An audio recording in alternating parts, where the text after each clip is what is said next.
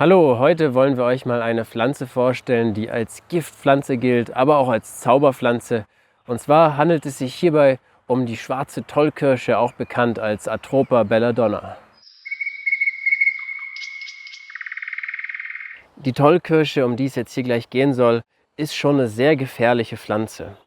Also, sie wird natürlich oft als psychoaktive Pflanze aufgeführt, ist sie ja auch, ohne Frage, aber sie ist wirklich gefährlich. Es gibt sehr, sehr viele dokumentierte Todesfälle oder viele Fälle, die nah an den Tod zumindest drangekommen sind und überhaupt nur sehr, sehr wenig bis fast gar keine positiven Erfahrungsberichte von Leuten, die diese Pflanze bewusst konsumiert haben. Und die sie unbewusst konsumiert haben, sind eben auch meist entweder gestorben oder im Krankenhaus geendet. Also wir haben es hier wirklich mit einer sehr gefährlichen Pflanze zu tun, wovon eben sehr abzuraten ist, diese zu konsumieren, denn die Gefahr ist sehr, sehr hoch.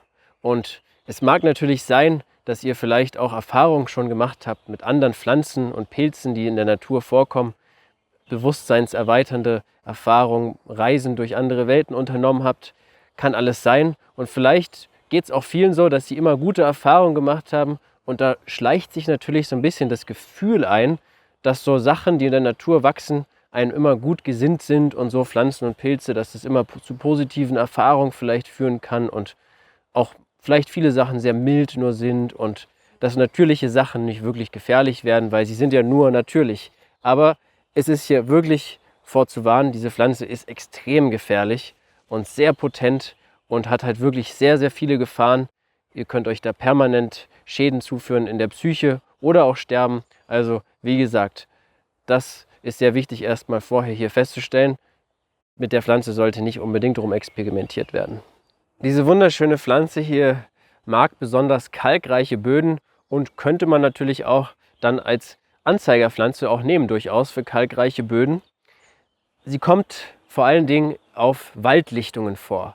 Also hier ist zum Beispiel so eine Stelle, hier ist so ein bisschen, hier wurde was gefällt, hier direkt neben mir ist zum Beispiel ein ganz alter Baumstumpf und hier kommt halt so ein bisschen Licht rein, aber nicht zu viel und das ist eine sehr gute Bedingung für diese Pflanze und das spricht natürlich auch dafür, dass die Tollkirsche die Menschen schon sehr lange Zeit begleitet hat.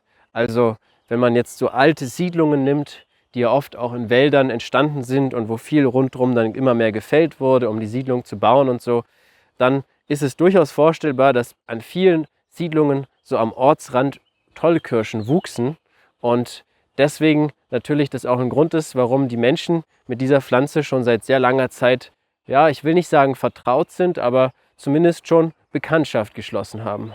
Die Tollkirsche hat viele Merkmale, die sie auszeichnen.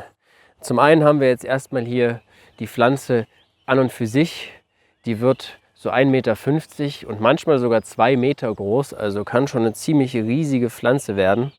Und dann haben wir hier einen Stiel, erstmal hier den Hauptstiel sozusagen, ja, der ist leicht behaart, ist auch recht dick. Teilweise ist er auch wie so ein bisschen gerillt an manchen Stellen, das kann so ein bisschen variieren. Insgesamt fühlt er sich sehr weich und flaumig an und an dem Stiel entlang haben wir dann wechselständig angeordnete Blätter, die sich aber zum Teil auch mal ein bisschen aneinander annähern können, so wie zum Beispiel hier.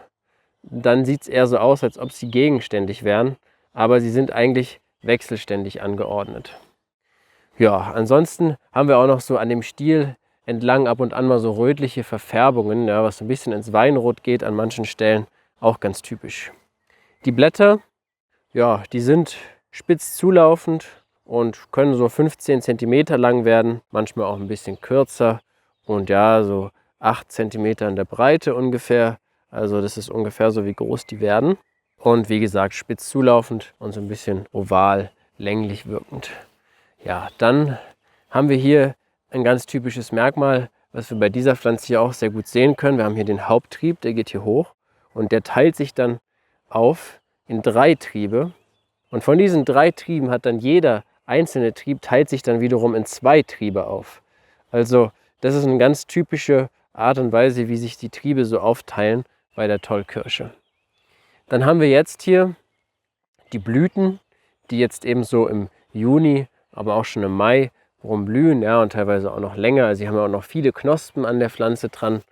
Und ja, wir haben hier wunderschöne Blüten. Ja, wir haben hier so 5 Blütenblätter sozusagen, aber es sieht natürlich nur so aus, weil das eigentlich so ein Kelch ist sozusagen, diese Blüte. Und ja, das ist so weinrot, kann auch so ins Lila gehen von den Tönen. Wenn man so reinguckt in die Blüte unten rein, im Boden, da ist es dann eher so gelblich, hellgrün. Sehr schöne Blüten haben wir hier. Und dann ein ganz markantes Merkmal, was wir jetzt noch nicht haben, sind dann die Beeren. Ja? Schwarze Beeren, die so richtig dunkel, schwarz, richtig gut aussehen. Also sehr verlockend und verheißungsvoll sehen die auf jeden Fall aus. Und die kommen dann eher so im Spätsommer bis Herbst rein. Ja? Da hat man dann die Beeren. Also das ist erstmal so das Aussehen von der Tollkirsche. Dann kommen wir mal zu den Inhaltsstoffen und zur Wirkweise. Die Pflanze hat natürlich sehr, sehr viele Inhaltsstoffe, aber da gibt es eine bestimmte Gruppe von Wirkstoffen, die eben so toxikologisch die Hauptrolle spielen. Also wir haben da drin sogenannte Tropanalkaloide. Dazu gehört in der Pflanze vor allen Dingen Hyoscyamin, was zum Teil später dann auch in Atropin umgewandelt wird, zum Beispiel bei der Trocknung, bei der Extraktion, bei solchen Prozessen, und auch noch ein wenig Scopolamin. Wobei wir jetzt bei der Tollkirsche wesentlich weniger Scopolamin haben als bei anderen Nachtschattengewächsen, zum Teil wie zum Beispiel beim Stechapfel oder beim Bilsenkraut.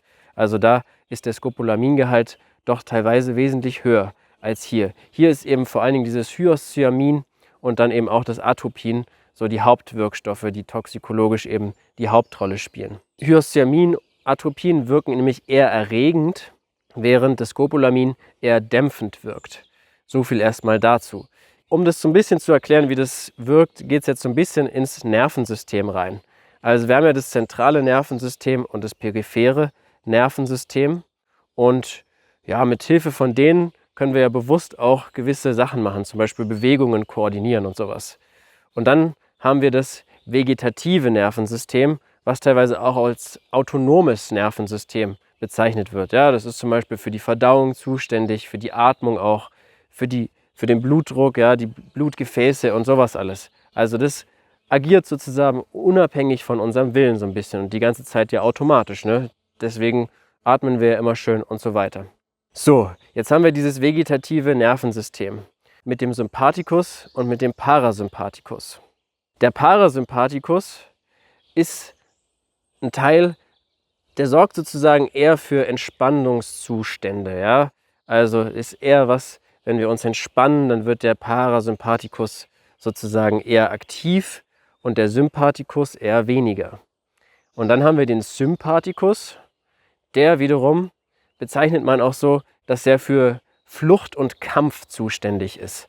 Also Beispiel, ja, was jetzt viele von euch wahrscheinlich kennen, man läuft irgendwie durchs Gebüsch, man trifft auf einen Säbelzahntiger und kriegt einen Schock und dann knallt der Sympathikus so richtig, richtig rein. Und da passieren dann verschiedene Prozesse und Prioritäten werden gesetzt im Körper. Weil wenn jetzt so eine Flucht- und Kampfsituation kommt, dann brauchen wir nicht unbedingt so sehr unsere Verdauung dass wir so, wie wenn wir jetzt ganz gemütlich irgendwo in der Hängematte liegen, ja, und irgendwie so ein bisschen verdauen und so ganz entspannt sind, sondern da ist eben andere Prioritäten gesetzt, dass wir uns schnell bewegen und fokussiert sind und zack, zack, ne? Genau. So.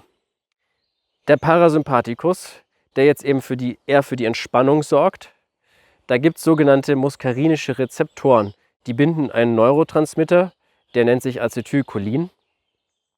Und die Wirkstoffe von der Tollkirsche, die blockieren jetzt diese muskarinischen Rezeptoren, die sonst eben das Acetylcholin binden. Und dadurch wird der Parasympathikus, also der uns entspannt, gehemmt. Und das sorgt wiederum dafür, dass der Sympathikus, also der Flucht und Kampf sozusagen, dafür zuständig ist, der wird dann eher aktiv und gewinnt die Oberhand. Wenn der jetzt aktiv wird und die Oberhand gewinnt, passieren so ein paar Sachen. Zum Beispiel der Speichelfluss wird vermindert, der Schweißfluss wird auch vermindert. Dann die glatte Muskulatur wird eher entspannt. Ja, dazu gehört zum Beispiel die Blase, aber auch hier der ganze Magen-Darm-Trakt und so. Also es wirkt eher entkrampfend darauf, auf die glatte Muskulatur. Unsere Pupillen erweitern sich, ja, teilweise ziemlich stark auch besonders bei der Tollkirsche. Und der Blutdruck kann auch steigen, Herzrasen kann ins Spiel kommen. Ja, also das sind erstmal so die Effekte, die da so ein bisschen dadurch in Gang gebracht werden. Aber vor allen Dingen in höheren Dosen wirkt die Tollkirsche zusätzlich auch noch aufs zentrale Nervensystem. Also nicht nur aufs Vegetative, aber das ist erstmal so einer der Hauptspielorte sozusagen, wo das Ganze wirkt. Ja, wenn man jetzt diese Tollkirsche konsumiert, dann kann es eben zu all diesen eben aufgezählten Effekten kommen. Ne? Mundtrockenheit, weniger Schweißbildung, große Pupillen, ja, Entkrampfung der glatten Muskulatur und so weiter und so fort. Das Herz fängt an zu pochern, tak, tak, tak, richtig schnell und so. So, jetzt sind wir also in diesem Zustand und dann kommt auch der halluzinogene Effekt durchaus ins Spiel von dieser Pflanze. Da ist wiederum zu sagen, wird auch ein bisschen komplizierter, ne? Aber nicht zu kompliziert. Diese Pflanze kann echte Halluzinationen auslösen. Denn wenn davon gesprochen wird, dass so psilocybinhaltige Pilze Halluzinationen auslösen, ist es meistens eigentlich eher falsch, denn die lösen ja eher Pseudohalluzinationen aus. Sprich, wir wissen immer noch, wenn wir diesen Pilz konsumiert haben, dass wir den Pilz konsumiert haben. Und wir wissen, dass gewisse Effekte, die wir sehen, wenn jetzt irgendwie fraktale Muster entstehen oder sowas, dass es eben durch die Einnahme dieses Pilzes passiert ist. Bei der Tollkirsche sieht die Welt dann schon ganz anders aus. Da haben wir es mit echten Halluzinationen zu tun. Das heißt, wir vergessen vielleicht komplett, dass wir diese Pflanze konsumiert haben. Und es gibt viele Beispiele, dass Leute sitzen in ihrem Raum und dann kommt Besuch, dann kommt die Verwandtschaft, Oma, Opa kommen vorbei, bringen ein bisschen Kuchen mit, ja, und Kaffee und so. Und dann trinkt man halt Kuchen, trinkt man Kaffee, isst ein bisschen Kuchen, raucht ein paar Zigaretten dabei, die einem dann komischerweise runterfallen und so. Und dann kommen noch die Eltern vorbei und noch ein paar Freunde, die Nachbarn. Ach, irgendwann ist ein Riesenfest im Gange, im eigenen Zimmer, wo man eigentlich vorher nur saß und alle feiern und lachen. Und dann kommt irgendwann der nächste Tag und man realisiert so, es war niemand da, es war kein Kuchen da, kein Kaffee da, nichts. Es war alles komplett halluziniert. Also das ist eben so ein Effekt und währenddessen ist man sich dem überhaupt nicht bewusst. Alles, was passiert, nimmt man als wahr und als, dass es gerade so in der Realität wirklich ist und nicht durch irgendwas verursacht wurde. Und das Beispiel jetzt mit den Großeltern und Kaffee und Kuchen, das klingt ja noch ganz nett, aber es gibt natürlich auch Erfahrungen, wo Leute auf Dämonen treffen, ja, auf den Teufel treffen, auf Satan, also Erfahrungen, ja, wo Leute mit tiefsten Ängsten konfrontiert werden oder wo vielleicht auch ein wildes Tier mit im Zimmer sitzt und all solche Sachen. Diese Effekte, diese Halluzinationen sind null kontrollierbar, null vorhersehbar und alles ist möglich.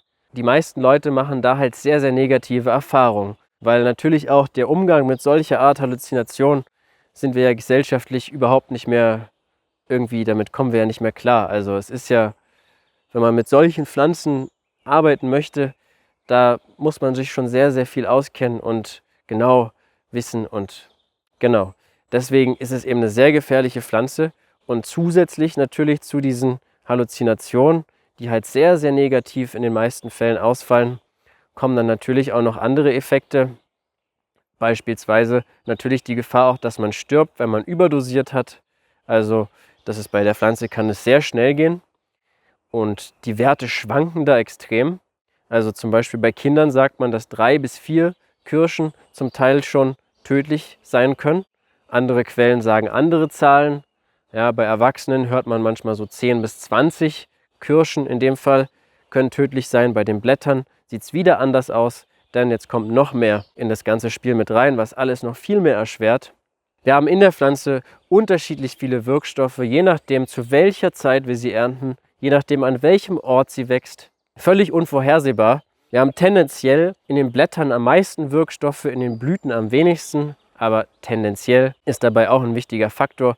Zum Beispiel jetzt gerade, so im Mai, Juni, in diesem Bereich haben wir in den Blättern am meisten Wirkstoffe. Aber wie viele das dann wirklich genau in dem Blatt individuell sind, wissen wir dann trotzdem nicht. Wir wissen nur, dass wir zu dieser Zeit tendenziell am meisten haben und später dann eher weniger und die dann eher in den Früchten wiederum sind. Also eine sehr, sehr unvorhersehbare Geschichte. Sehr, sehr viele Horrortrips sind auf dieser Pflanze passiert. Viele nachweisliche Todesfälle. Und ja, das ist also so ein bisschen erstmal der Effekt, den man da erwarten kann. Es gibt natürlich auch wenige Berichte von Leuten, die eher auch durchaus eine positive Erfahrung haben, sehr niedrig dosiert, was aber halt wie gesagt so gut wie unmöglich ist. Man kann damit nicht wirklich sicher dosieren. Also es gibt schon Berichte von Leuten, die eher ein bisschen mehr Wachheit empfinden. Ja, das, was ja klar ist, wenn da dieser Sympathikus aktiv wird, dass man halt ein bisschen wacher ist, vielleicht ein bisschen mehr im Hier und Jetzt. Und es gibt natürlich auch Berichte von den aphrodisierenden Wirkungen dieser Pflanze, dass es eben auch da hilfreich ist, teilweise für Orgasmen und alles Mögliche, für Orgien. Aber wie gesagt, sehr unvorhersehbar diese Pflanze. Solche Berichte gibt es nur sehr wenige. Die meisten davon sind eher Horrortrips. Die Pflanze kann natürlich auch bleibende Schäden verursachen, also kann starke Psychosen auslösen oder natürlich auch, wenn man dazu eine Veranlagung hat, auch eine Schizophrenie triggern und also auslösen, ja, dass der Konsum das halt schneller auslöst. Bei manchen Leuten wäre es vielleicht später gekommen, aber solche Pflanzen wie diese hier, die können sowas sehr, sehr befördern. Und dementsprechend haben wir es halt wirklich mit einer sehr gefährlichen Pflanze zu tun. Obwohl die Pflanze ja, wie eben erwähnt, schon sehr, sehr viele Gefahren birgt, hatte sie vor allen Dingen in der Geschichte sehr viele Anwendungsbereiche, auch in medizinischer Art und Weise. Also zum einen haben wir eine Verwendung gegen Asthma, ja, dass teilweise die Pflanze in Asthma-Zigaretten verwendet oder auch in Räucherstoffen, also wo die Pflanze getrocknet mit dabei, mit reingemischt war, die man dann halt verräuchert hat und dann eben die Dämpfe eingeatmet hat. Denn ein Effekt von dieser Pflanze ist es eben auch, dass die Bronchien sich erweitern, denn ja, das ist auch ausgelöst eben durch die Hemmung vom Parasympathikus, dass dadurch dann die Bronchien erweitert werden. Aber da kam es auch zu vielen Zwischenfällen natürlich und dass Leute auch dann einfach das, was sie eigentlich verräuchern sollten, dann halt mal zum Spaß gefuttert haben und dann auch entweder gestorben sind oder im Krankenhaus gelandet sind. Und dementsprechend gibt es natürlich mittlerweile ganz andere Mittel, Bronchospasmolytika, die eben auch den gleichen Effekt haben, aber natürlich nicht all diese Gefahren in sich bürgen. Ja, dann wurde die Pflanze auch verwendet, zum Beispiel als Entspannungsmittel für Muskelkrämpfe, ja, denn wie gesagt, sie entkrampft die glatte Muskulatur, wurde teilweise gegen Sachen wie Reizdarmsyndrom und sowas verwendet, gegen Menstruationskrämpfe, teilweise auch als Abtreibungsmittel und natürlich auch für die Augen. Ein Effekt ist es ja, dass es eben die Pupillen sehr stark erweitert und deswegen wurde es auch in der Augenheilkunde teilweise verwendet und ja, hatte da eben auch einen Bereich. Und ja, wie man sieht, also es gibt doch oder es gab zumindest viele Anwendungsbereiche von dieser Pflanze. Es wird auch teilweise Atropin auch in manchen Ländern immer noch verwendet, zum Beispiel in Erkältungsmedizin. Ja, auch das ist eine Möglichkeit. Und teilweise wurde und werden auch manche Wirkstoffe immer noch, da vor allen Dingen auch Scopolamin, gegen Reisekrankheit, also so Übelkeit, was manche Leute kriegen, wenn sie länger Bus fahren oder Flugzeug fliegen, verwendet in so Pflastern. Aber da ist es sehr, sehr niedrig dosiert und vor allen Dingen standardisiert dosiert, dass da halt eigentlich nichts schief gehen kann.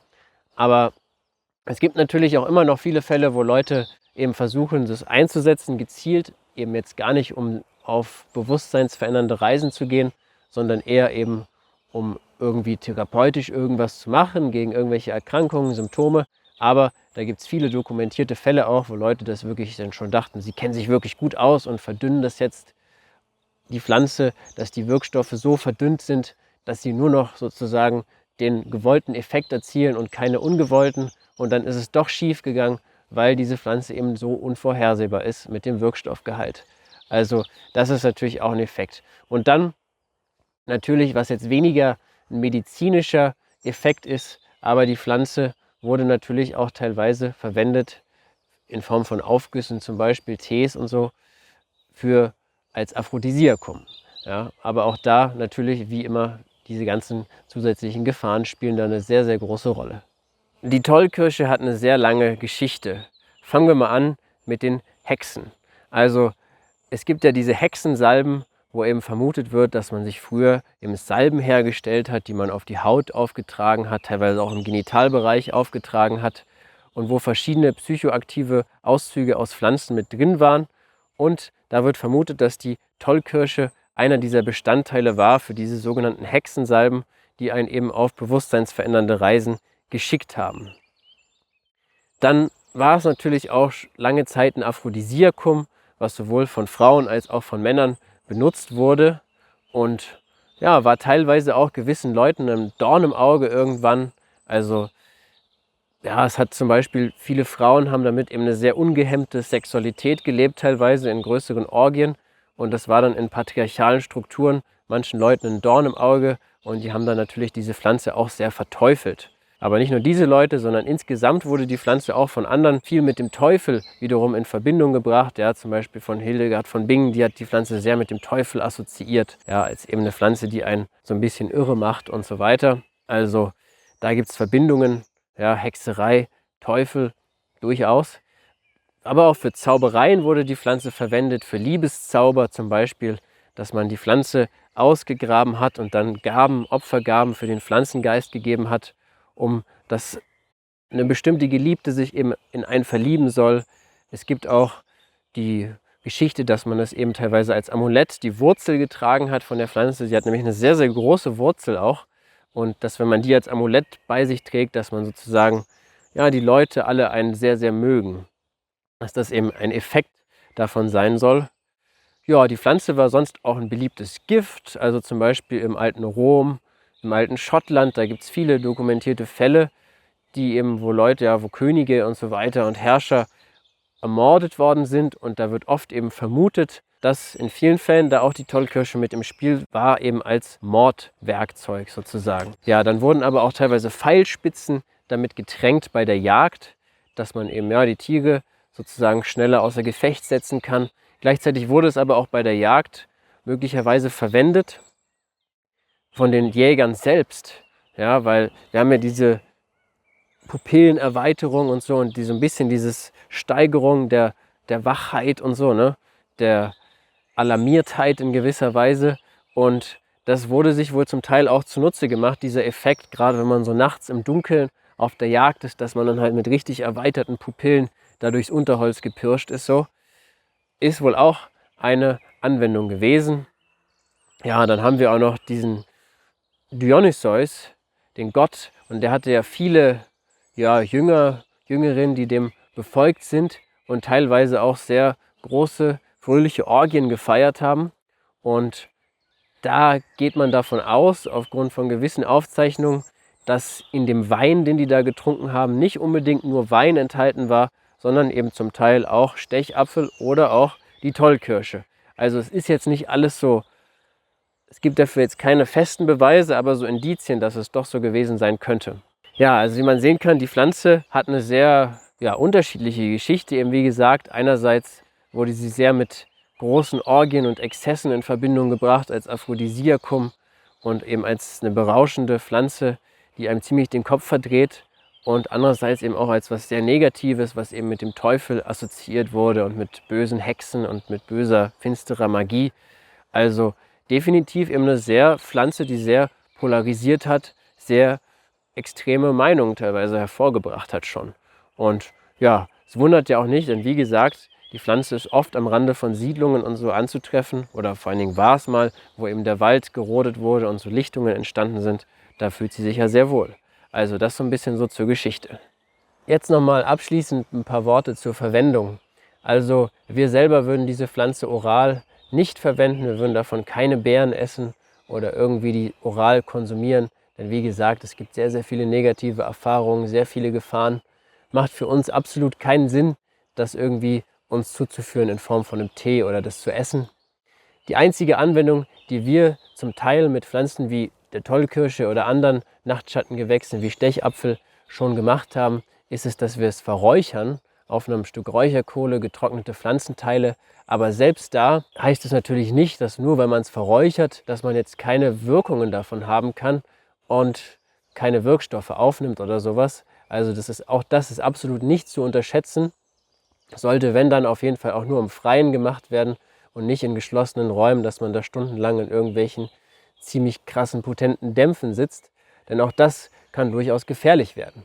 Also, wie gesagt, das ist so das Einzige, wo wir noch in etwa solche Pflanzen verwenden würden zum Verräuchern im Freien. Ansonsten eher die Finger davon lassen und einfach so sich daran freuen, wie schön sie ist. Dann auch noch ein kleiner Tipp abschließend, was teilweise schief gehen kann mit der Pflanze, wenn Leute Bienen haben, ja, große Bienenstöcke und Honig ernten und diese Pflanzen zu viel anpflanzen, gibt es Fälle, wo sogenannter Mad Honey bei rauskommt. Das heißt, dass die Bienen da sehr viel Nektar von dieser Pflanze nehmen. In dem Nektar ist auch sehr, sehr viel von den Wirkstoffen enthalten und dieser findet sich dann teilweise auch im Honig wieder. Da gibt es zumindest ein paar dokumentierte Fälle in der Richtung und auch da sollte man natürlich aufpassen, wenn man Honig produziert und solche Pflanzen anpflanzt, dass es da durchaus auch Gefahren geben kann.